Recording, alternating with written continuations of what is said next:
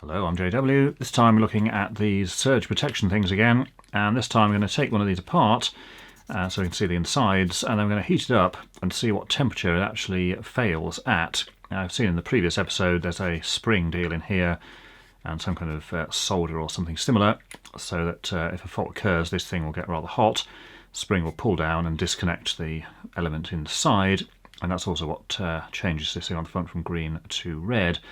Although we saw previously the red was a bit feeble, so that may or may not happen. So just have a look at the arrangement we've got here and see what happens. So this is what we have. I've just cut away part of the casing of this, well, to cut the whole thing off and then just put this piece back, because this actually acts as a pivot for the green piece in here. So we're going to heat the top of this with a hot air gun, and I've put this thermocouple probe in the back here, just resting behind the metal piece to get an idea of the temperature. Temperature displayed over there, so 22 at the moment, basically just normal room temperature. And then what should happen is that as this gets hot, this alloy or whatever it is here will melt, and then the spring here will pull this down, disconnecting the circuit here and also moving the indicator to the red position. Now you can see there's a bit of corrosion on that one there already, presumably from where some kind of flux residue or something wasn't cleaned away properly, but nevertheless we'll heat it up, and we're just going to use this hot air gun here. This is perfectly capable of melting solder, and it actually goes up to about 300 degrees centigrade, so that should be more than enough to get this thing to go.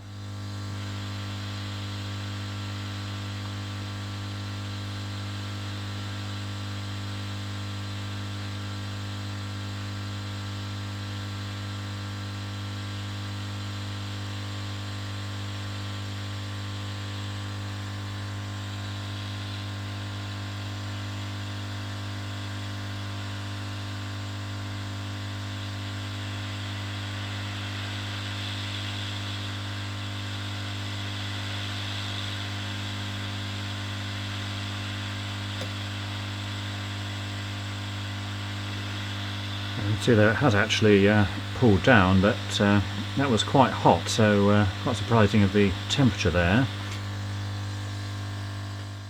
Now as you can see there, it has actually pulled down and the indicator has moved down into that position. The spring is fully compressed there, as we can see, but as you can see there, it's still actually connected.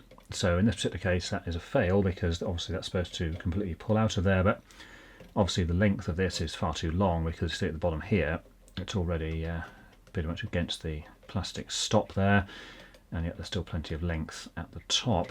So in theory it has melted and obviously pulled down, but of course in reality this will still be connected, current will still be flowing, and flames and smoke would have come out of it by now.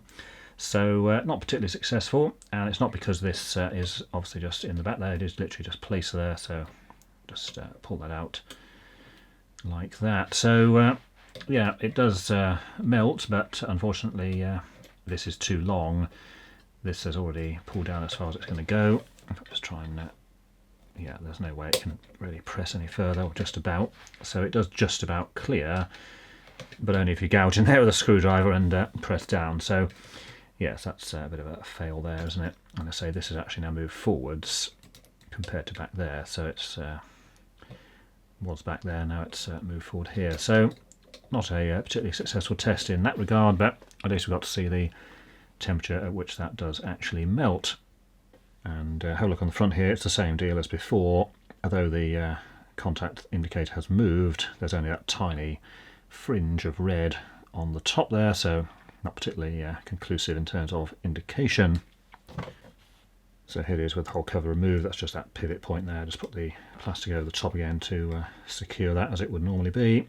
And we can see that that is now fully pressed down, but it's only just cleared at the top there. And so the problem with that is that the actual contact and this are not in line. This has to be pressed back at quite an angle, which of course causes this piece here to stick and not fully clear the thing. So yeah, it's definitely not a particularly wonderful test there. And if we just pry this green bit out, as we did on that other one, it's cooled down now. Same inside there with that epoxy business in the bottom there, and the two contacts on the braids.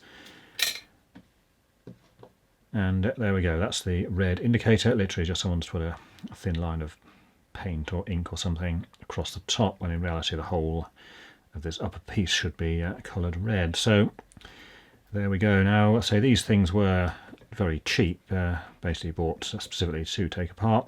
These only cost £5 delivered from China, and when I say £5 I mean this whole thing was £5, so it was 2 of these for £10. So quality obviously not going to be the best, but nevertheless principles are what we're demonstrating.